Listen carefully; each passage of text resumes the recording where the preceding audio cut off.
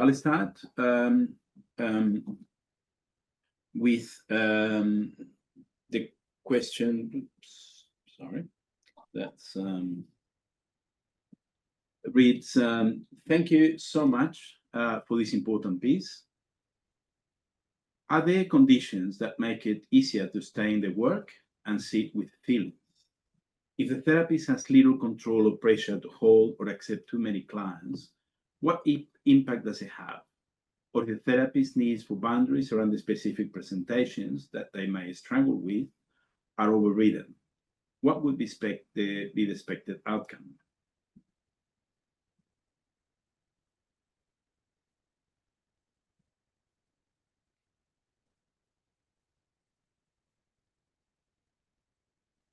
Would like to. That's a really hard one though, hey? Because this is touching on areas not just about countertransference, but also burnout, which is at the more sort of organizational level where we don't have control over, caseloads and so on. But I'd have to say that it would always come back to good supervision and good self-care.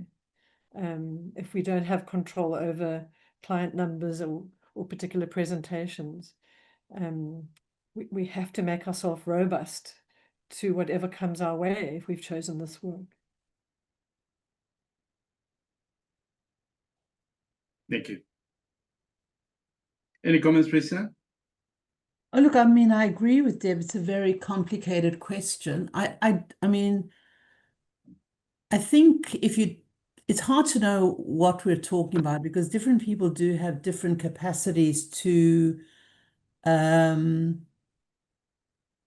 see more or less people. And I suppose I think if one can actually think about, I'm trying to be a bit pragmatic here rather than just to sort of say, oh, well, there's so many people and we can't do the work and that's going to lead to burnout. I do think that there are ways of thinking about your caseload in a way where you may not be working. I know you can't control what someone brings to you, but I do think there are a way of titrating your caseload in a way that you don't perhaps do all the same work. And that some of the work you may do may be in a different context. And I do think that if you think about it very carefully with a consultant or a supervisor, you can maybe organize the work in a way that makes it easier for you to manage. So if you've got a very, very difficult patient or someone who's at the height of disclosing particular trauma, maybe one has to put them in a place where one can see them more easily. But of course, there's always the difference between, say, the internal and external environment, the work demands, and your own capacity to organize your diary, to take regular time off, to not actually pack too many people one after the other on a morning, to have lunch, to go for a walk in between sessions, things like that.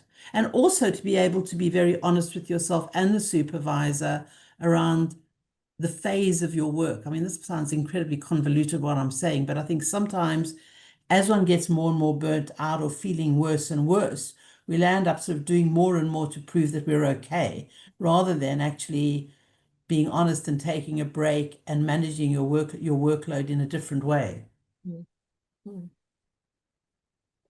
Thank you. Let's go to the next question, which reads, thank you, Risa, for these two fascinating case studies. Could you please say a little more in relation to the first case study where you explained that as an analyst, you vividly felt and experienced the woman's projections, but chose not to put them for her into words? Could you please describe how you worked instead without words?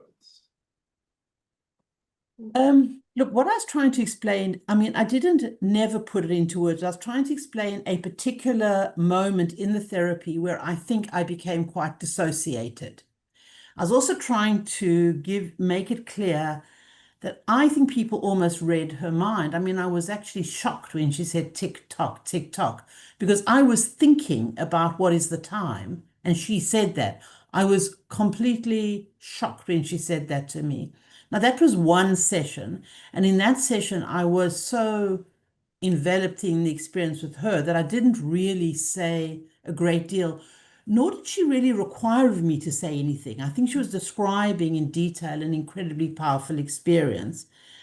Over time with this person, we were both able to slowly think back on that first experience and make reference. And I was able to use my probably experience and my sense of the horror of what she'd actually worked through. Slowly, it became clearer in the session. So that moment, which probably was a dissociated, projective identification, became quite useful as the therapy slowly unfolded. I actually think that I couldn't have said anything in that session. I think she was in the most paranoid and persecuted place, and I picked that up. And so I don't really remember anymore how I brought that session to the close. I do know that at the end of any session, I will make sure that the person is okay, that I'm okay. I ground them, I talk about the next session. And so what I didn't go on, but I think that over time, I was able to talk from that experience of the level of malevolence that she'd experienced and how horrendous and how she'd been trapped in a situation. So over time, I was able to use that experience to interpret going forward how she felt. I don't know if that's helpful. Because you may not be able to use it in the moment or in the day, but that doesn't mean that you don't hold on to that experience. Thank you, Risa. Can I add a bit there? Yes. I think that's always going to be an issue, how much we share with clients from our own reflections. And sometimes it's very, very useful, and sometimes it's really not, because we need them to know that we are separate human beings and that there's a safe separation rather than a kind of merging of our consciousness, which is clients need to feel that they're not damaging us as well. So we've got to be really judicious, like really careful about how we share that. Yeah. Thank you.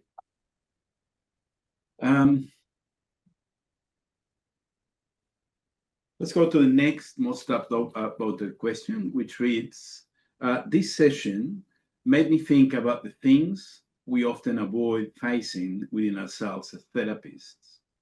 How do you recognize and manage your own internal blind spots in your practice? Look, I think why I like working analytically is that you are always working from your own internal world. And there's a demand on people who train as analysts to have actually tried to know as much as possible. Now, we can never, ever know ourselves. I mean, it's clear that if it's a blind spot, it's a blind spot. So I'm not sure, I think I've lost the question, but that is why it's really important to work quite closely with a supervisor so they can actually see what you're not seeing. So that would probably be the most salient point. And over time, one does increasingly recognize a moment in an analysis or a therapy that is dissonant and not working. You can actually experience and feel the moving toward and the moving away. You can experience a kind of sense of connection.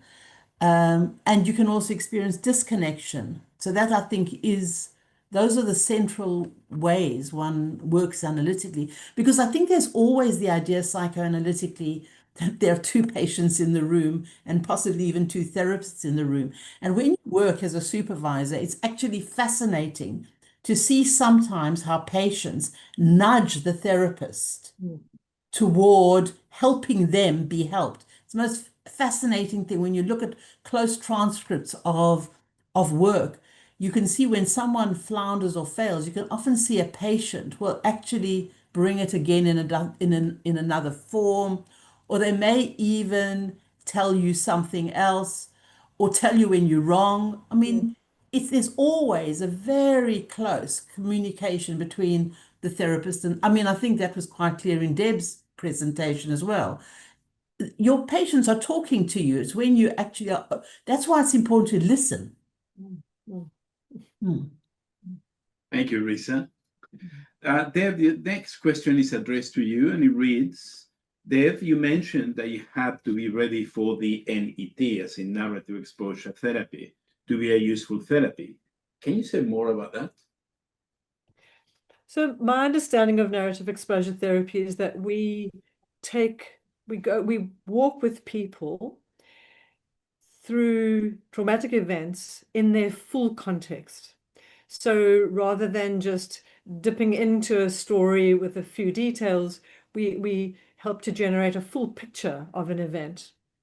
And so there were certainly aspects of a picture of the bigger traumas in Almaz's life, but I needed to be able to see all of the parts.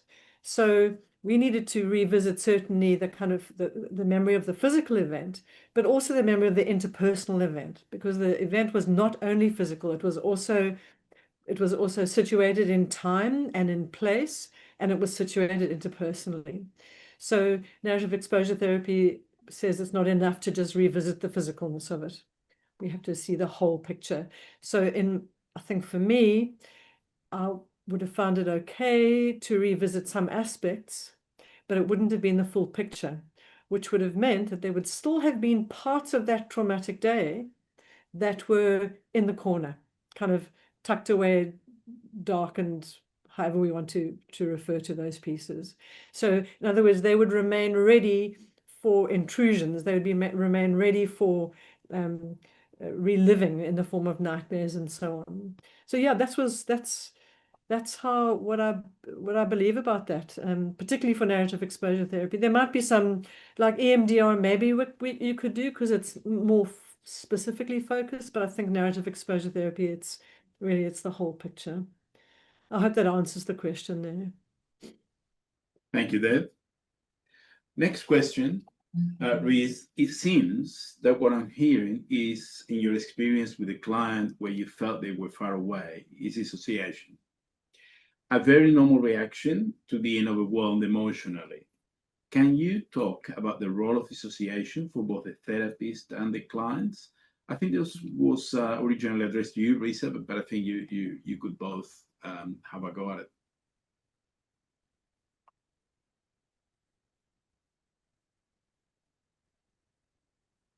I'm not really sure what the question is asking. I mean, I think there is something about dissociation. The role of dissociation may in fact at some level be protective. So I think what we also have to understand when we're thinking about working in trauma specifically is that and I think this we said a lot at start, that a lot of the symptoms or a lot of the presentations may be a way of protecting both you and the patient from the experience. And so I think it may be a way of, it could be communication. It can maybe a way of staying with an experience without fully experiencing it or appreciating it. When I say I was dissociated, I don't think I was that present to myself. So I don't know that any of the symptoms that people present with PTSD or cumulative are necessarily, and I agree with Deb, that necessarily pathological. I think defenses are there for a purpose. I think they can be protective. And I think therefore, when one is working in trauma, irrespective of the level of trauma, you have to be working very slowly and respectfully and listening when the person, the person dissociates, is to recognize the dissociation and to slowly perhaps help the person come out of that. I don't know if that's helpful when you say the role. I don't know if that's what you're referring to. Deb, you might like to say something? Could you just say the first part of the question again, Jorge? Sorry. Okay, I'll read the question again. It seems that what I'm hearing in your experience with a client where you felt they were far away is dissociation. A very normal reaction to being overwhelmed emotionally. Can you talk about the role of dissociation for both the therapist and the client? I mean, I also think that it's defensive. I agree with Rita there, but I also think it's reactive. I think it's a nervous system just saying enough, can't do it. So in terms of a role, I think it is a reaction to the overwhelmed, and it does force us to slow down. It also forces us as therapists to, okay, for me as a therapist, I am aware of sitting more forward perhaps and speaking more slowly, speaking more deeply. So I would definitely change a whole lot of the way I responded to a person. So in terms of communication, it might be that it would elicit in me a more coming forward response, as long as I'm aware of what's going on. So that might be part of the role, and a kind of yeah. Yeah. I'll say one other thing. I do actually think that often we don't recognize when someone is dissociated. We may not even recognize if we are dissociated. Mm-hmm. So I think what I was trying to explain in that is that I don't think that you become aware of something coming into your mind and realizing that you were dissociated. Now, I actually think in this particular instance, however, in some ways problematic the interaction was, I do think I learned an extraordinary amount when I was able to reflect on what had happened in that session about the level of what happens to someone when they're actually tortured or when they cannot tolerate what is going on. Of course, it's a reaction to being overwhelmed. And I think to take a bit more of what Debbie's saying, I think it is really important when one comes to recognize that one is dissociated, is to actually, come back into oneself, but also help the patient come back into reality and the presence. And I think when you talk about stepping forward, talking more loudly, doing grounding things, reminding someone where they are, perhaps even recognizing what the real time is. We're coming to the end of the session, recognizing they're in a difficult situation, and actually slowly helping the person settle, looking maybe at whether they're breathing sort of normally, whether they can actually see where they are. A lot of quite settling things need to be done to actually help the person be in themselves, and you as well. Thank you. We've only got a couple of minutes left, so I'll try and address a couple of questions in the time we got.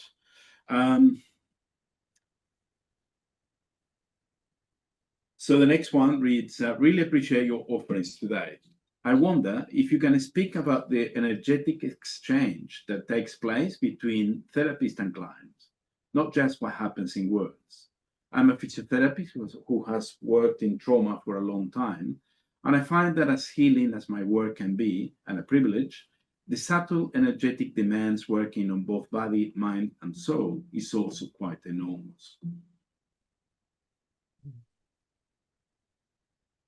Could any of you have I got this? I know it takes it a little bit away from. I have to share this, that actually when we did the drumming, so we were working in a community mental health center, there were some drums left behind. Almaz wanted to drum, we drummed, it was fantastic. So that was a great energetic communication between myself and her, kind of that sort of, call and response drumming. It was wonderful, and it was also defensive. It also kept us in a certain space, which was lovely, but it certainly was not the space that she needed to go in. But that was very much kind of a way of being in our bodies and in the session. I know that doesn't answer that question, but I just thought I'd share that quickly. Yes, go ahead, Lisa.